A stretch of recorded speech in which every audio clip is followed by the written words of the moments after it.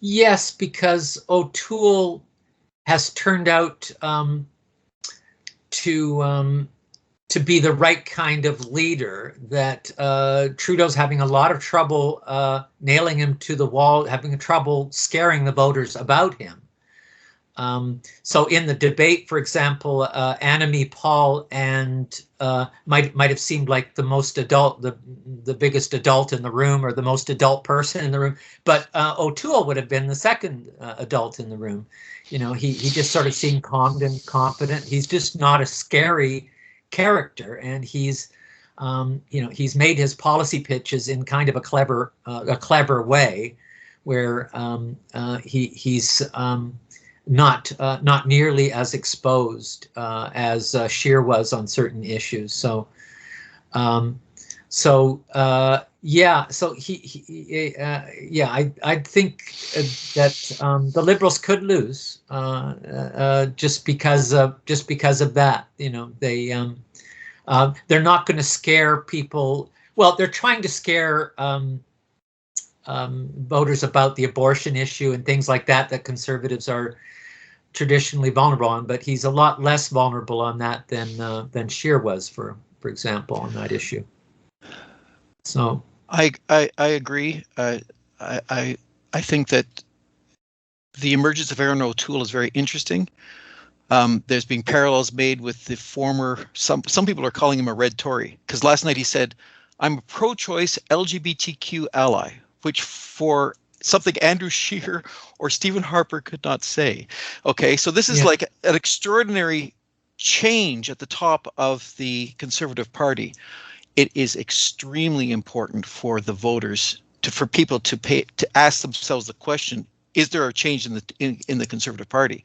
Because I don't think there is. I think that they put a fig leaf on top of the Conservative Party, and inside there's a tremendous current of anti-choice, a tremendous anti-choice current, a tremendous hostility towards LGBTQ issues inside the Conservative Party. Erin O'Toole is papering it together. He won't be able to keep it together forever, but right now, if he can keep it together for the course of the election, he might have a chance of winning. But I would add one thing. I don't think the key dynamic of this election is anger in the electorate. Yeah. For the People's Party of Canada, it is. They are mobilizing the white male rage and some women around the anti-vax, anti-mask right wing that is developing all across the world, in Brazil, in Britain, in the United States. We're seeing this anti-vax. I mean, it's one of the more interesting and bizarre emergences, and dangerous. I don't want to trivialize it. It's a dangerous current. But the main problem for the Liberal campaign is the demobilization of the base, which got him here in 2015. He was put into power not because of who he was, but because of who he wasn't. He wasn't Stephen Harper, and hundreds of thousands of people went to the polls who were motivated by climate change concerns, by concerns about Indigenous rights, by concerns about women's issues, women's rights. And that base has been demobilized by certain of and confused. And it's when I went to vote in 2015, I noticed the very big, very young, very confident lineups at the polls. And I could say they're voting Liberal. I can tell. This is a movement of people voting Liberal. That movement's gone. Yeah, you could tell at the door in 2015 that there was this bandwagon. Yeah. And I mean, the great Liberal strength, you know, that it could draw support from both the right and the left. Well, it's turned into its weakness, because it can lose in both directions too.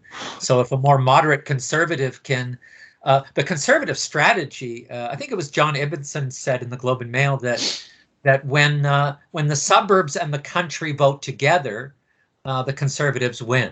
So, I mean, and when the suburbs join the cities, of course, the Liberals win. And then you know, there's a battle over the suburbs. You know, you're not going to as easily scare women into voting for you on the abortion issue. So, on housing and childcare and a number of other issues, at least the Conservatives are more competitive this time.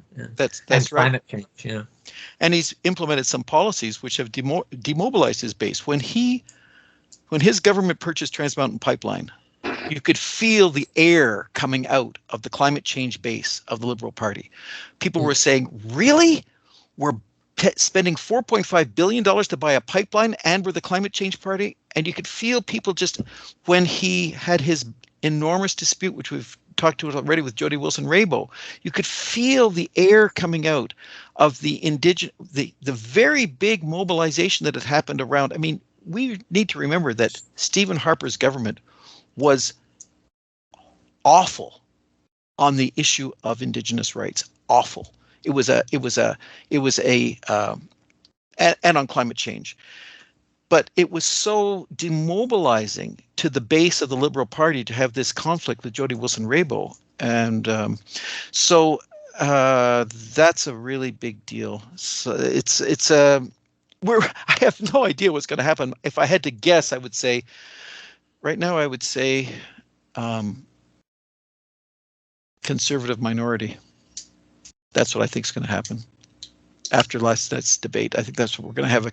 We'll have a conservative lead in the seats. Whether it becomes a conservative minority, we open up the Pandora's box of the Canadian Constitution and see what happens. But who forms the government? Yeah. Anyway. So, Mark, what's